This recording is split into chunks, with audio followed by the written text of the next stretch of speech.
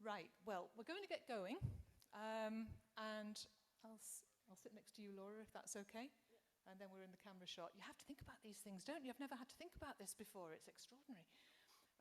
So this session is Dare to Dream, and the idea behind this is to talk about, we've got three really inspiring speakers, really fantastic speakers, who are going to be talking about doing the things that maybe people thought you couldn't do.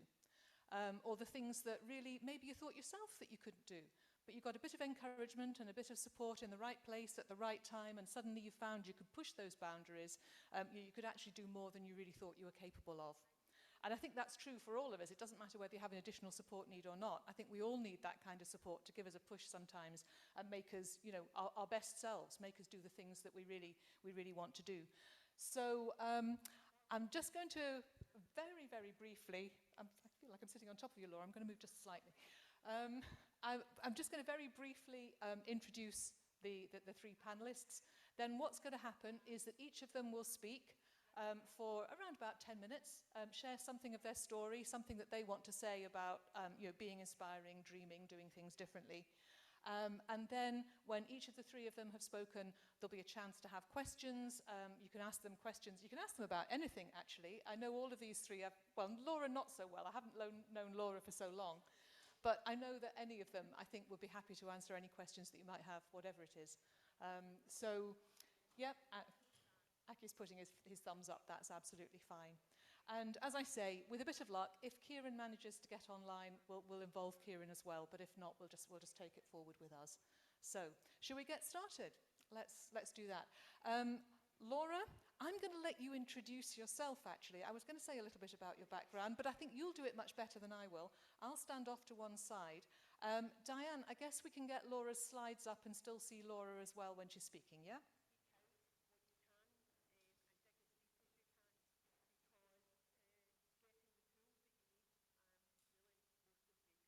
Brilliant. Right, I'm going to move on, and you can see Laura and me up at the top, but I'm going to take myself out of the picture. Laura, I'm going to hand this microphone over to you. Just speak into that, and away you go. Okay. Hi, everyone. My name's Laura. I'm a para-athlete, so my sport is swimming. I'm currently a student at Napier University studying physical activity and health, so I'm in my third year of that. I'm also really involved in my sort of voluntary roles, so I work with Scottish Student Sport as a disability lead, and I'm on the sports panel for Sports Scotland young people, and as well as the Scottish Disability Sport young person sport panel. So very busy.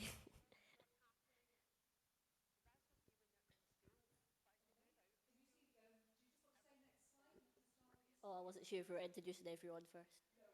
Okay. No problem. Okay, so before we start, I was going to talk a bit about my disability. So my disability is brittle bone disease. The more technical name is osteogenesis imperfecta type 3, but brittle bones disease is a bit easier for everyone. Part of my condition, as you can tell by the name, my bones break quite easily. I've got short stature, I've got some bone deformities, some I'm born with, some are through breakages, and I've got scoliosis, so that's just like a curve in my spine. So this was what I was born with, and it's just a genetic mutation in the womb. So if we go to the next slide. So this is kind of me talking about swimming, and my initial involvement in swimming was I loved being in the pool on holiday when I was with my family. But my family weren't too keen on swimming, and I was a child that wanted to get in the pool more, but my family were like, we don't like swimming, like, what was I going to do? How was I going to get in the pool more? So I went on Google, searched a local disability swimming club, and that was how I got involved in swimming. I wanted to be determined and to get into swimming a lot more. My PE teacher at school was also really encouraging of my swimming. It was a sport that I got really involved with at school, and she kind of saw that I had a sort of talent for it and that I really enjoyed it and kind of pushed me on that way. So that was where I kind of did my first 400 metres in my school pool, and that was something that was quite hard for me, but I wanted to do it because everyone else in my class was doing it. So that was like one of like a big achievement in how I kind of got that like passion for swimming. When I'm in the pool, I guess I don't have the barriers that I face on land. I don't have the societal barriers that are in place, and I just kind of had that freedom of movement, and I don't need to use my wheelchair, I don't need to use my walking frame, and I feel, I guess, the most capable when I'm in the water. So that's something that's really important to me and why I love my sport so much. We go to the next slide, please. So after I joined the disability swimming club, I was doing that for just an hour a week, and I wanted to get into something a bit more. I didn't join the club to get competitive, but after I did my first competition, it seemed to happen. So I got asked to go to Broxburn Swimming Club, and there I did 3 times a week, and that was just kind of getting into the sport, and I loved it. I loved being competitive. I love challenging myself and trying to get better each day.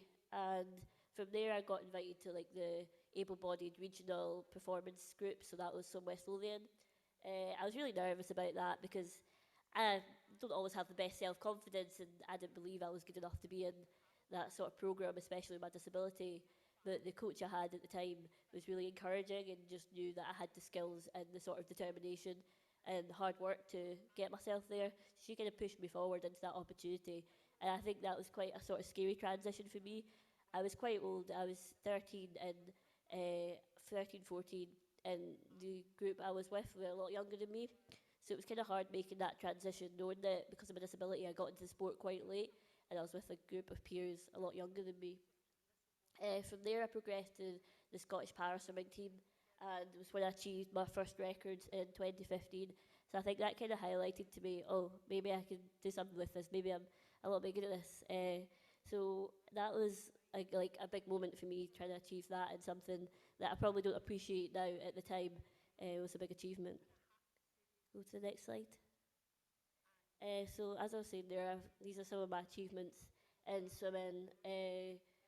One of the ones that like I like to point out is the PB in 150 freestyle after 3 years, because I think that was quite a dip, which I'm kind of going to go on to a bit more later. But I kind of had to persevere through that time with a lot of sort of mental health struggles, and trying to keep going throughout that period, knowing I wasn't getting any better, but kind of having to keep persevering. That one day I might make that drop, and I made 2 seconds. So after 3 years, it took me to drop 2 seconds, but I dropped it in 1 meet, and I just had that confidence that I hadn't had for a while, and it just kind of took that time.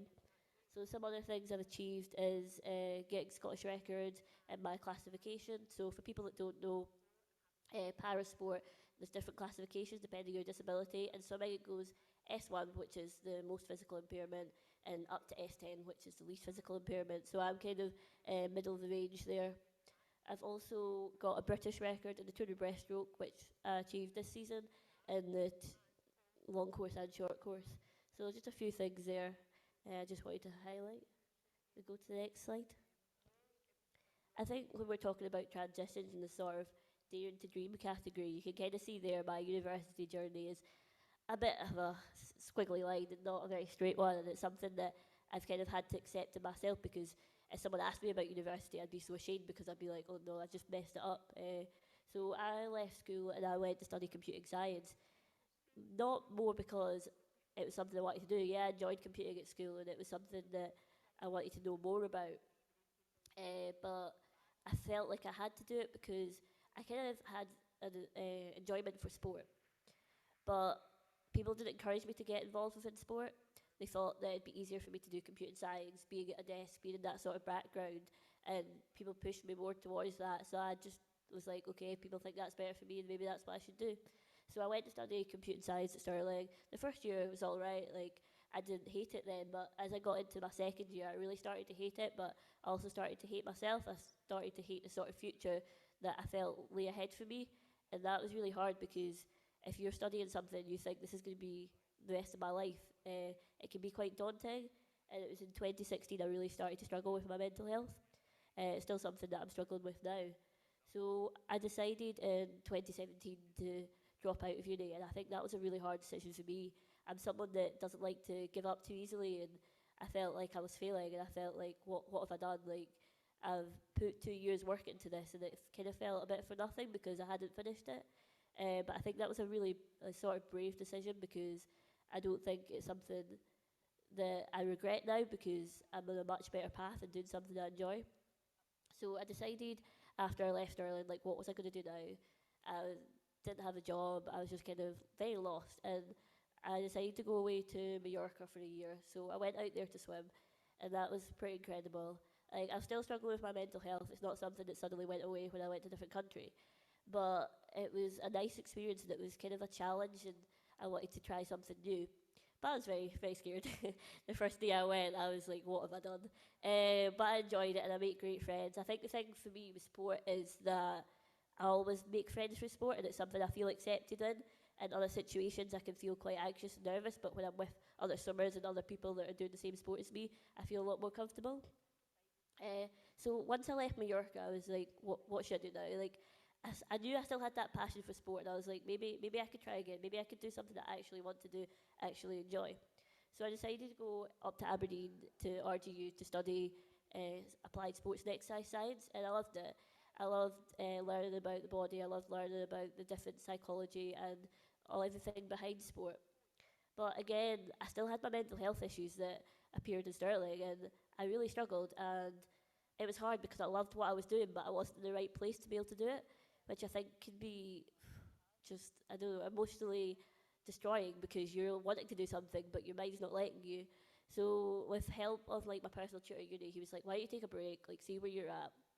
And then obviously COVID happened, so I went back to RGU, but it was all online. So I knew that okay, I didn't need to go back to Aberdeen. I didn't need to go to the place that I found really hard, but I could try the course again. And if I still enjoyed the course, then it was something I could pursue. So I went back to it online and I enjoyed what I was studying. I did so much better than I did in my first year, even though the level of the work was harder, just because I was in a better place. And from there, transferred back home. So I'm studying, as I said at the start, at Napier in my third year doing physical activity and health. So I took that transition from Robert Gordick University after I did my second year, and Napier took me. We go to the next slide. As with my disability, I've had a lot of setbacks within swimming, and these have been a lot of injuries. So I've had broken bones, pulled muscles, torn ligaments, muscle tears, inflamed nerves. So a bit of everything. I think I've been through it all, and that that's very hard because you work up to a point, you've done all that work, and then you feel like you're back a few months. And I didn't always deal with it very well. And I think I kind of learned over time that I can focus on what I can do and what I can't do. So as you can see in that picture there, I've got a broken leg, and that happened during lockdown when I fell out of my wheelchair. And during that time, I was using sort of physical activity. I didn't have access to the pool. I was using physical activity to help me get through the period of lockdown. And I was really scared because I was like, how am I going to cope? Like, I can't do exercise. I've broken my leg. What am I going to do? But I still had my arms, so I could use my arms to exercise. And I kind of did weights, did cardio stuff with my arms. And that was about 2 days after I broke my leg. So it was something that kept me going. And it's like, what could I work on that I could always do?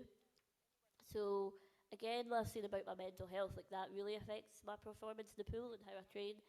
It's hard when you want to do something but your mind's telling you you're not capable and you can't do it. And it's something I'm still sort of battling with now. So it's something that I think athletes probably need a lot more support with, and people with disabilities. Because when I was in Aberdeen, I kind of, even though I had my disability my whole life, I started to sort of question it when I was in that new environment with new people, and I didn't feel as confident. So I think it's really important to sort of get that message across that people need support, and I guess you need to ask for it sometimes, even though I can be the worst at doing that. But you need to take more advice sometimes. We go to the next slide. So yeah, as I said at the start, like I love giving back to sport, and I want others to have that opportunity to be involved within sport. Sport has made me such a more confident person and given me so many opportunities, not just in the pool but outside of it as well. So I'm part of the Sport Scotland Young Person Sport Panel. So that's a group of 14 to 24 years old, and we kind of work to improve sport in Scotland at a national level. And there's also Scottish Disability Sports, so that's looking specifically at people with a disability. How can we get them involved in sport? What's stopping it? And no matter what people's disability is, sport should be available to all. And there's a ways it can be adapted. And I think some people think it's too hard, it's not going to be able to happen, but it's just views need to change and people need to think differently because there's always a way around things. And sometimes you need to ask the person that's taking part in the sport, because the person with a disability is going to know what suits them best. And if you just make decisions for them, it's not always going to be the right choice. Go to the next slide, please. So I transferred to Edinburgh Napier University, and once I graduate, I really want to work in disability sport, taking the experience I've had and helping others in that same situation as me. I think trying to get more people involved, especially at a younger age, making sure that they're involved within PE at school and they feel included throughout sport in their life. I want to make sure that where the sports panels that I'm on, that I make an impact and I make a difference, because there's such an opportunity to get your voices heard, and I really want to make sure that happens. And swimming, I'm not really sure my direction right now. I've had a tough few weeks with different circumstances, how I performed recently and my classification. And I feel a bit lost, if I'm honest, and I was going to find it quite hard to talk about, but I think I've got a lot of good support network around me. I've got a great coach, and I think whatever I decide to do, whatever direction I want to take my swimming in now, that he'll support me, especially my family as well. So I think it's okay not to always know your dreams and to be in that kind of lull period. I don't like it, but it's what's happening, and I think I'm just going to have to make a choice at some point where I want to go with something. So, yeah, thanks for listening. If we just go to the last slide, it's got a few of my contact details if you want any help, want to get involved within sport, or you've got any questions after this event. I'm happy to help. There's my email, Twitter, and Instagram there. So, yeah, thanks for listening. Thanks for having me.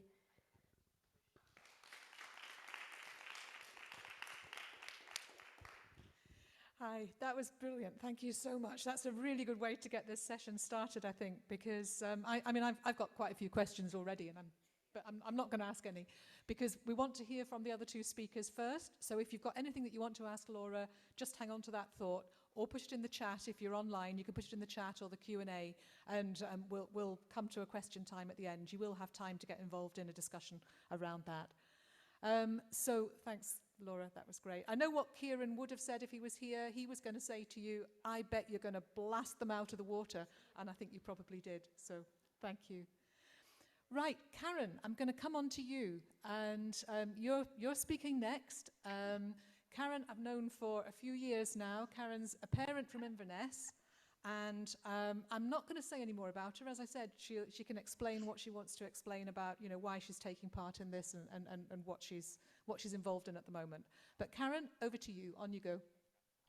Thank you very much for that, Tracy. And can I first apologise that I'm slightly sitting in the dark? My technical issue today is my light bulbs decided to go and the sun came out behind me, which doesn't happen often in Inverness, it has to be said. Like Tracy said, yeah, I'm a parent carer. I have a young man. I'm no longer allowed to call him a boy because he's about to turn 20. He has a diagnosis of autism, which he received when he was coming up for 9, so quite late, really. At which point school had already gone wrong, because obviously his needs weren't being met because we didn't know what his needs actually were.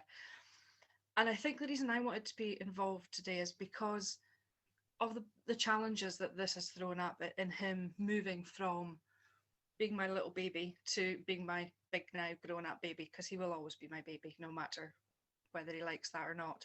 And my biggest problem was that from the day he got his diagnosis, people stopped asking me, what does he want to be when he grows up? I remember as a child, every family event I went to, there would be an auntie who would say, oh, what are you going to do when you grow up? Do you want to be a whatever? You know, people would talk to me about, oh, every time there was a family wedding, oh, you'll be a bride one day, which I have to admit, even as a child, I never wanted to be anyway. But nobody said that about my son once he'd had this diagnosis. All people ever spoke about was his autism. That was suddenly all he was. And for me, that made me quite angry, because yes, I had to readjust my expectations for him when we got his diagnosis, because we were adjusting them anyway, because he clearly was not coping in the same way as his peer group coped with what life was throwing at him. And I was very determined that I was going to keep thinking about it. And I will be completely honest, I have been thinking about his transition to adulthood since he was 7 or 8 years old, because I knew it was coming and I knew there were going to be problems that came along with it.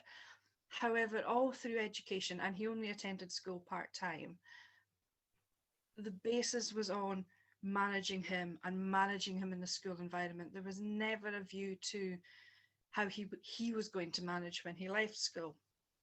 So I've tried very much always to use that horrible phrase, to think outside the box. He was never going to get academic qualifications because he couldn't settle in a class. So we had to find other ways of educating him. Examples of that being when he was about 9, his primary school gave up teaching him to read because he wouldn't read the books they were giving him. And I could not understand how people couldn't see, well, if he won't read that book, give him a different book. There's millions of books in the world. And to be fair, he learned how to read from playing Pokemon on his Nintendo DS and me refusing to read things for him. So if he wanted to know what he had to do, he had to try because I knew he could do it. And from reading comic books. But to me, I don't care how he learned. What mattered was he wanted to read. He was desperate to read and he found a way to read. And that resulted in the Christmas just passed. He got 27 books from me and other people for his Christmas because that was all he wanted is to read. He reads voraciously now, constantly. We have an annual competition between the two of us who can read the most. And that was a passion that he had that we had to find a different way of learning. Biff and Chip books were not going to do it.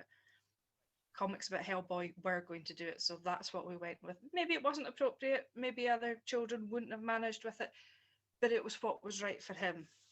And that's the kind of attitude we've taken about everything he wants to do.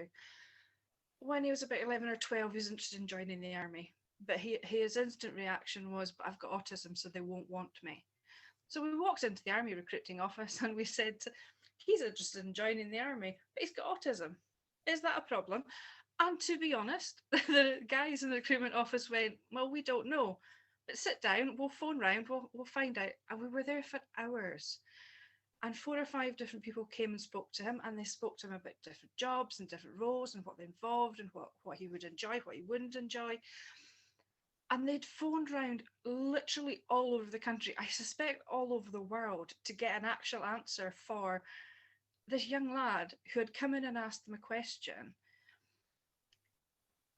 And yes, there were roles he couldn't do, but there were roles he could do if that's what he wanted. And he went away feeling, he said since then, it was the first time people had actually looked at his future and not gone, oh, but he's got autism. They'd actually gone, well, yes, so what? But you could still do this and you could still do that.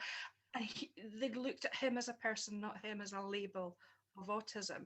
And that was quite an eye-opener for me because it kind of made me sit up and think, right, no one's going to come and offer him opportunities in the future. No one's, the careers advisor is not going to sit him down and say, look, you would definitely be good for this or that, because nobody else was seeing it. So I was going to have to put myself out there and put him out there, possibly to get rejection for things that wouldn't work, but with me behind him going, look, if they reject you, it's okay, because mum's right here and she'll back you up, don't worry about it. And also to very much teach him that no doesn't actually mean no sometimes. When people say no, you won't be able to do that, question why you won't be able to do that and ask them why not. And to this day, he has a lot of friends who are within the armed services that he speaks to all the time and who appreciate him. And he was absolutely over the moon last year when he discovered that within the Royal Navy, the second Sea Lord was diagnosed with autism in his 40s. And he's like, look what people can do. And the way he saw it was that he wasn't given that label till after he'd proven himself. So let's not tell people, autism first. Let's put me first with autism as my backup. And I think in some ways he's right about that. And we've done that all through his life. He then, as he was getting older, he decided that actually maybe army wasn't for him. Might quite like to work in theatre behind the scenes. And unfortunately for the poor chief executive of the theatre in Inverness, he had put online, this is my email address if anyone would like to ask me anything. So I asked him, what are the chances of some work experience for my son? And within a month, he was working behind the scenes with them. They taught him absolutely everything. It was the run up to Christmas, and he worked on the pantomime. He did 3 pantos in one day for them, and he was laying floors, he was pulling scenery. And background of my son, he's 6'5", and as my granny used to say, but like the side of a brick privy, he's a big chunk, he's got a good strength behind him. He was great for them for hauling equipment around, and he absolutely loved it. And although it's not something he's pursuing specifically at the moment, the confidence he got because a group of people just took him to their hearts. They just took him in and they treated him like a human being. They didn't treat him like child with a disability. You can only do certain things. They just expected he would be able to do something, and he got on and he did it, and he absolutely loved it. And as we get, we were unfortunate. His last year at school was COVID, so his what would have been his transitions year really wasn't, because we were at home with COVID. And although there was lots of stuff online, there was no ability to go out and do things and see things and experience things because everything was shut down. But for me, that was even that last year, that was too late to start thinking about his transition. His final year in education should have been the year when we were just putting the final touches to things, not when we were starting to look at things. And to be honest, for a lot of the professionals, they had his diagnosis is autism, so these are the things he should be going to do. These are the college courses we would think about. These are the workplaces that we would maybe think about, and none of them appealed to him. When we explained them all to him, he kind of just he did that typical teenage, yeah, whatever, shrug. Now, if you're not going to engage a young person, it's because you're not offering them anything they're interested in. So maybe you have to change what you're offering them. So very much what we did, he has a foreign placement that he had at school. We kept that going after he left school. He still goes to that and he absolutely loves it. Would never admit that he loves it, but he comes home smiling every day that he goes. So I know he does love it. But that for me was the most important bit, because that meant he didn't fall off the cliff edge when school finished. It wasn't a case of everything in school stopped and then what came next started. We had something that kept going all the way through it. And I think that thread that kept something the same before and after education technically finished gave him the confidence that actually transition's not a big scary beast in the corner of the room. It's just something that happens. And what was very important to me was that he also realised that I had given up work when he was about 13 because he was only in school an hour a week and I couldn't afford to pay someone to look after him for the rest of the time. So I had to give up and be with him. And I've never regretted it for a minute. But now that he's starting to need me left, I want to transition out to being something other than just mum. I love being his mother, but I really, really like, when I have a chat with Tracy and someone calls me Karen, not mum, it's lovely. And it's important to me that he understands that his transition is also my transition. And I think that's something as parents that we forget. Our lives are changing as our young people's lives change. Maybe not in the way we want. Maybe we would prefer something different, but they are going to change that little bit. And if we're lucky enough that our children are able, that we can step back from them, great, but we need to start doing it. I've done everything for my son for 19 years. Now I need to stop doing things for him and accept what he can do for himself, and still be there as the sounding board if he wants to ask something, the protective cushion when it all goes wrong and he needs to fall back on me. But actually stop being 100% of what he needs and actually let him start trying it, because he's got to start trying and failing at some point, because if he doesn't, he's never going to grow and he's never going to move on. And that, I think, is a really hard thing as a parent of a child with an additional need, because you have fought so hard to get them to where they are. Letting them go is really, really difficult. But if you don't let them go, with the best will in the world, I'm 30 years older than my son. One day I won't be here. And I don't want that to be the first time he's left without me. So I am pushing him out there and I'm making him do things now on the understanding that if you need me, I'm here. But actually, what do you want to do? What do you want to try? So he's got his farm placement. We're working on flying lessons, which he wants to do because ideal world, he would quite like to be a professional gamer who flies a helicopter in Hawaii. Dream big. Why not? Why can't he do these things? Quite frankly, if he wants to go and live in Hawaii and he needs his mother to come with him, I'm happy to go and support him. No problems living somewhere hot and sunny and lovely. But everyone else, when we spoke in school, and to some of the social care and professionals, but what if he doesn't manage to do his flying? Yes, so what if he doesn't manage? He'll never manage if we don't try. When I was 19, nobody ever said to me, oh, you might not manage that. I am absolutely convinced my parents thought, oh, that's a bit scary. That might go wrong there. But they would never have said, but you can't do it because. And I never want to be a parent that says you can't do it. So when he wanted flying lessons, I put hours of work into finding out what it was going to involve. So I was prepared. so that I knew the bits he would find difficult, so that I could be there and go, I know you're finding that a bit tough. How about, I've thought of a workaround for it that we can do this for him. So yes, I was still doing it for him, but it was still pushing him to reach for his dreams and to actually look at what he can do. And I think the final thing is, you're not transitioning and it's over. I'll be 50 this year and I'm still transitioning. I've done things. I volunteer at the hospice. I'm the vice chair of a charity up here called Thriving Families, who support children and families with additional needs in Highland. And the reason I'm doing that is because I want to do something to give back, but also I want to do something that's for me, that's not just for him. Because if I only ever do things for him, how's he ever going to realise that he can have a much bigger life than just the two of us? I have to show by example. If I want him to go out and try and volunteer somewhere and try and work somewhere or try a college course, he has to see me doing it too. He cannot see me just sitting at home, being his mom, doing the stuff he needs. He needs to see that the reason I want him to have a life outside of his autism is because I have a life outside of his autism. So our long-term plan is that we'll keep trying.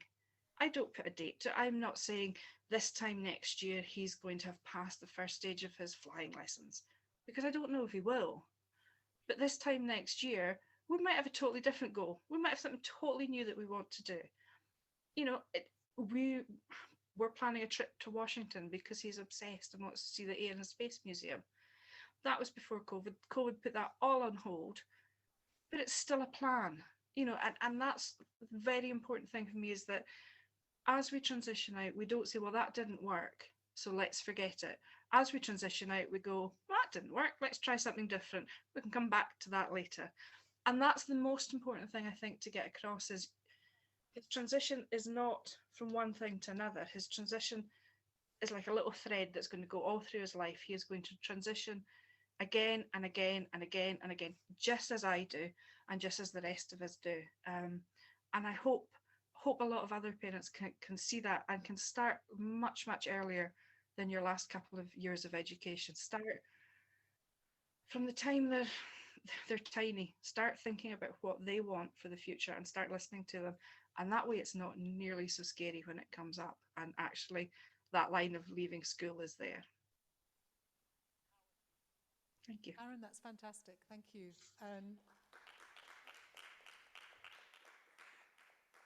And I think that links so well with what some of the things that Laura was saying as well about, trying things. Maybe you try, maybe you fail, maybe it's not for you, but that's okay. You can still try it, you can try something different. And also that idea that it carries on throughout your life. It's not something that's just done and dusted by the time you're 19, 20, 23, whatever. It's something that carries on. So thank you ever so much for that, Karen. That was great. Aki, I'm going to come on to you. I can't see you on the screen anymore, but I'm hoping you're still there. Yes, I am. You're still there. That's fantastic. And Diane, we're going to need Aki's slides. You should have the slides in the folder there. Have you got the slides? Oh, Aki, we don't have your slides. That's not good. Right. I'm guessing they didn't get transferred onto that laptop then. Then in that case, Aki, I can do this with you because I know you pretty well and I know that you can manage this okay. I know you really like talking to your slides, but I'll tell you what, why don't we have a conversation and we can talk about what you were going to talk about. And I think I would like you, first of all, if you can, do you want to introduce yourself and Tracy, I could just do this without photos.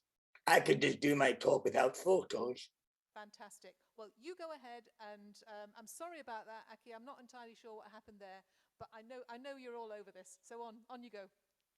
Good afternoon, everybody. And today I'm going to talk about my transition from school to today. Before I tell you how I've achieved many of my dreams and now have a happy, fulfilling life, I want to give you a flavor of a difficult start that I had. I was born on the 23rd of October, 1988, 18 weeks early. I was actually meant to be due on the 14th of February 1989.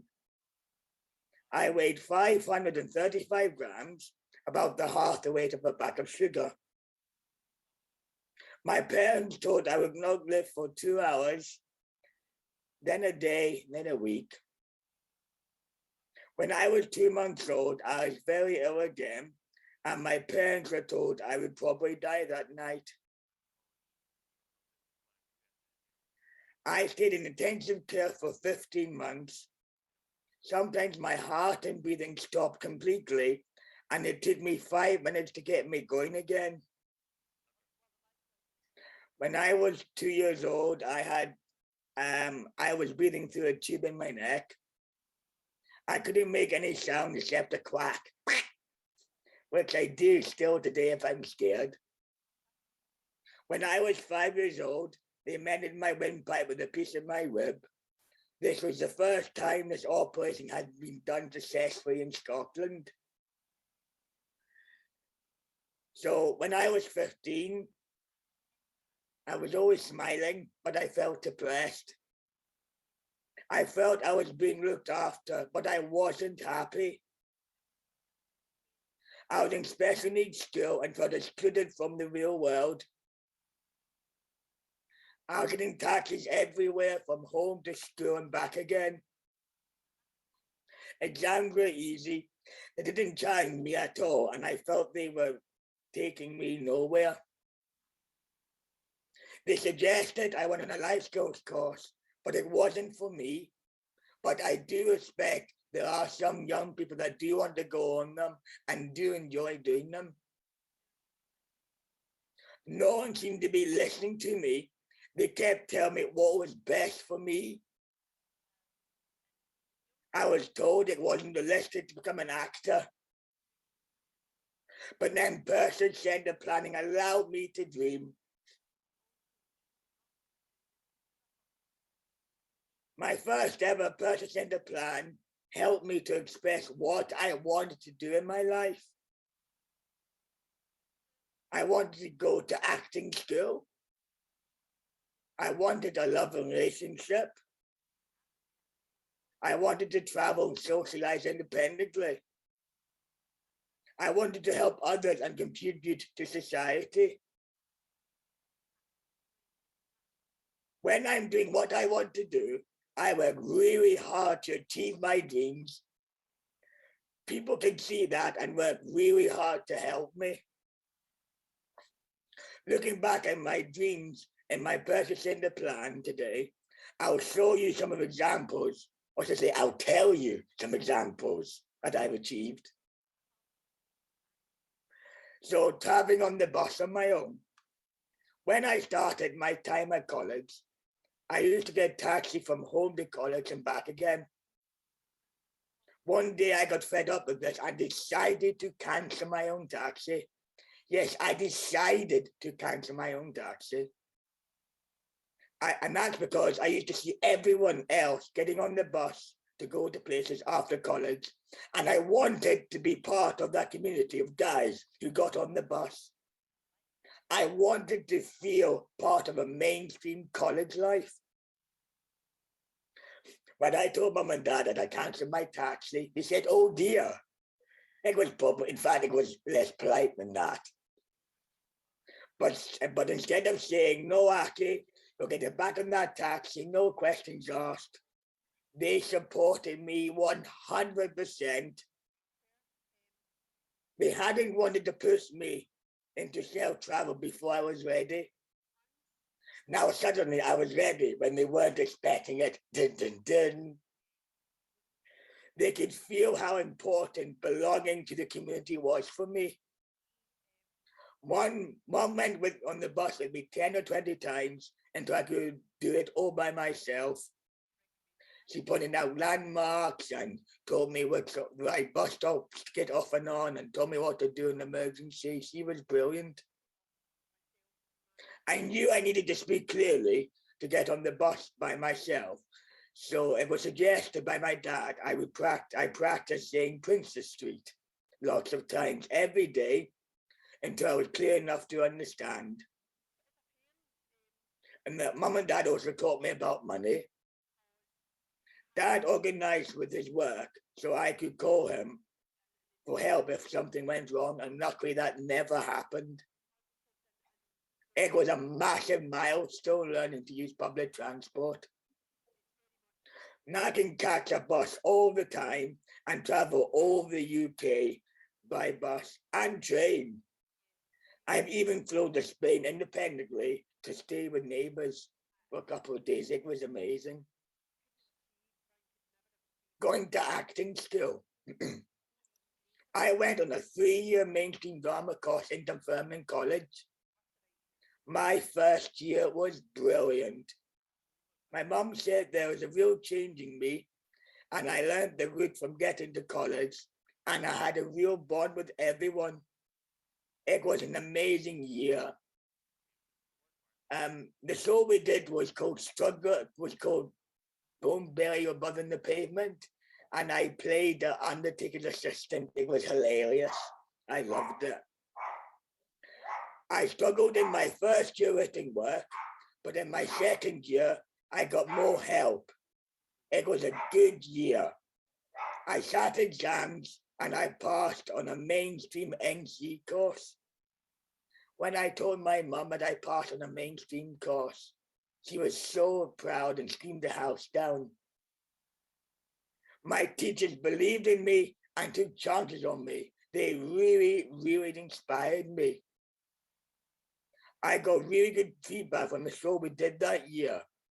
And that show was Strugglers, and I ended up playing somebody with a learning disability. That's not my own. It was just interesting and fun. Mum and Dad were in tears after watching me. They said that I really became the person I was playing, like a professional actor. And hearing that is just amazing. Drama helped me speak more clearly and gave me a massive of confidence. I had a girlfriend. I'm now single. Moving on. Before the pandemic, I often go into town on my own to look around the shops, to go to cinema by myself, and to meet friends for coffee and cake and a good old catch up. Hopefully I get to do that very soon. I started my own company, AJP Dreams, about 10 years ago, and it's still going strong today. Although I'll never be rich, I am independent financially and happy with my life. I love being paid. I feel I'm valued and recognized for what I'm doing. I'm someone with a learning disability getting paid for what I do. And I know not many people with learning disabilities do get paid. Before the pandemic, some weeks I had more work than I could cope with. I got lots of regular work. With the Fisher Foundation, I facilitate and present at the Big Plan. The Big Plan is a group approach of person-centered planning that was so important in my early life. With ARC, I regularly do transitions training for social workers and other professionals who are helping young people with disabilities. I'm often asked to present my life story with various organizations and my dreaming story as well. For the future, I'm developing courses for empathy for support workers with Edinburgh Development Group and the importance of parents letting go with ARC Scotland. In 2020, the Scottish Commission for Learning Disabilities presented me with their annual Social Impact Award. My final message to those who are worried about their future in the big wide world is to think what your dreams are, and to work extra hard to achieve them. Thank you very much for listening, everybody.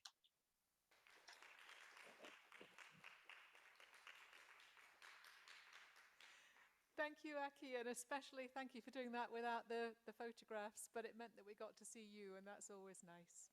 Seeing more of you is always good. Right, we obviously started a wee bit late. We've been running a little bit late because of the problems that we had at the beginning of the day. So we are meant to be we're going to be going off for lunch soon, but I am going to let this session run for another sort of 10 minutes, 10, 15 minutes or so if people have got questions. So I'm sure that with everything that people have said, from Laura about her experiences and about sport, with Karen from a parent's perspective about helping your young person to break down barriers and to try different things, and then Aki there with what he's had to say. I'm sure that you will have questions that you want to ask. And if you're watching online, if you want to put any questions in the chat or in the Q&A, then we'll try and pick up as many of those as we can as well. So you can put a question to any one of the panelists. Can we see, is it possible to see the other two, please? Karen and Aki as well. You can put a question to any one of them or to all three of them, whichever you like. I don't know, should we start in the room and see if anyone's got anything that they would like to ask or to comment about what you've heard?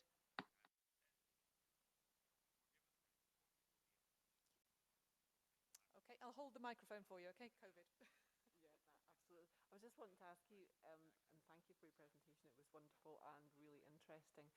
You talked about your mental health challenges. Did you find that there was anything that anyone else could do that particularly helped you during that time? I think, can you hear me? Yeah. The thing that helped me the most, I think, was just support from like my friends and family around me. I think I struggled trying to get support from sort of NHS and that services. I think the waiting lists and that are too long, and I currently have counselling through a charity called PF Counselling. So that was still a long waiting list, but it was less than NHS. You just kind of donate to that. So I think there should be a lot more services out there to give you that support, because yeah, your family and friends can support you, but they don't always know the best thing to do.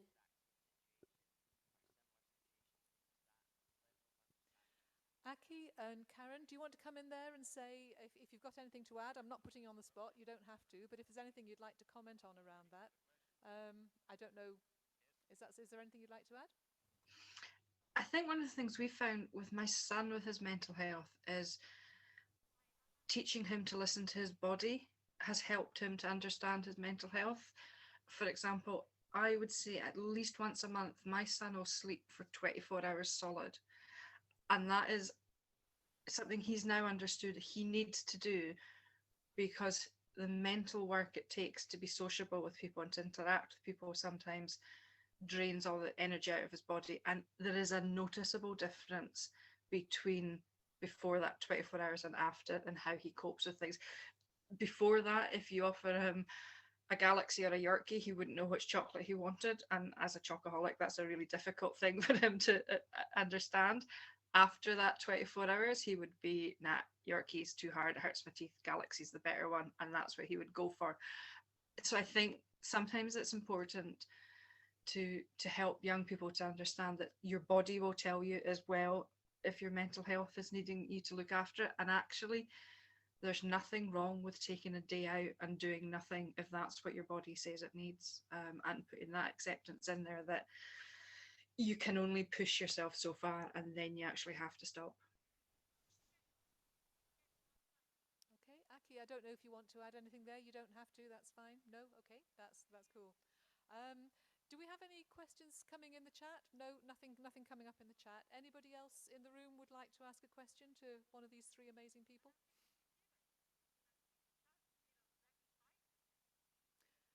Well, I think I would like to ask a question, and I think, it's, what do you see, I think you've touched on this a little bit, but you've told your stories kind of what's been happening to get you to the point where you are now. What are your next steps? What are the things that you're hoping, maybe perhaps over the next few years for you, or Karen, in your case, for your son? What do you see the next couple of years holding for you? I know it's a difficult question because we're all dealing with COVID and end of the pandemic and all of that sort of stuff. But what are you dreaming about for the next steps? Aki, do you want to go first? For me to do more work. I actually love my work.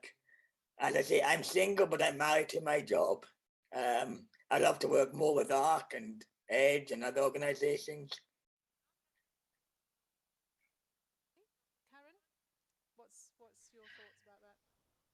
I think for me, my hopes are that my son will will continue to build on his confidence and his self-esteem, because those are the things that are holding him back just now from his dreams. So I hope the work that we're putting in to give him opportunities to try things will boost his confidence to actually have the courage to tell us what his dreams are, because he's quite reticent. He learned through education, don't tell people what matters to you, because that's the thing they'll take away when they want to punish you for something. And I think we're on the cusp now of his self-confidence being enough for him to know that that's no longer going to be a case. And I imagine my vision in the next 5 years, he's going to change as much as he has in the last 5 years. And as long as it's all on the whole moving forward as it has done, the sky's the limit for him and for me, that we will both be able to have a life that is not about battling to get him what he needs. We will have a life that is fulfilling, enjoyable, that we're thriving. You know, I am looking forward one day to being the mother-in-law from hell, because no woman will ever be good enough for my boyfriend. That's kind of an ambition. That's a good one. Laura, how about you? I guess I kind of touched on that at the end, but I think I finally want to graduate from uni. As you can see, I've been through it with uni, and I think I can't wait to sort of graduate and be done with that sort of stage in my life. And with swimming, I'm still not sure at this moment in time what my goal actually is, but I think I'll find out soon, and I hope I do anyway. But yeah, I think I'm just hoping that I can continue to work in sport and work in disability sport and make a difference in that sector. Thank you. Anything else? Yeah, okay. Just a second.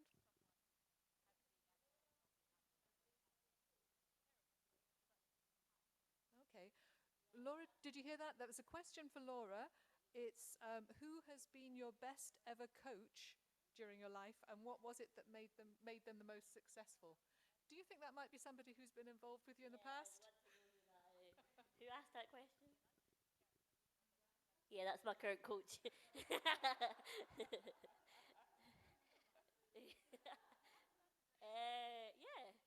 Well, to be honest, it would be him, but I don't know if I can say that. But yeah, no, he has supported me throughout my life, and probably wouldn't have got through the stages I would today without him being by my side. And so that's how he puts up with me sometimes, but he does. And yeah, I'm really thankful for all the support he's given me. So yeah, I knew he was going to ask that question, but of course he would. Thank you. And just before we finish off, that's a really good one actually, because there's just one thing I'd like to put to the three of you before we finish, and that's what's come through to me. I don't know about you, but it's been about having the importance of having somebody who believes in you, the importance of having somebody to stand beside you and to listen to you and to fight your corner and to help you, you know, kind of push through things. So I guess really it was, you've just talked about the coach.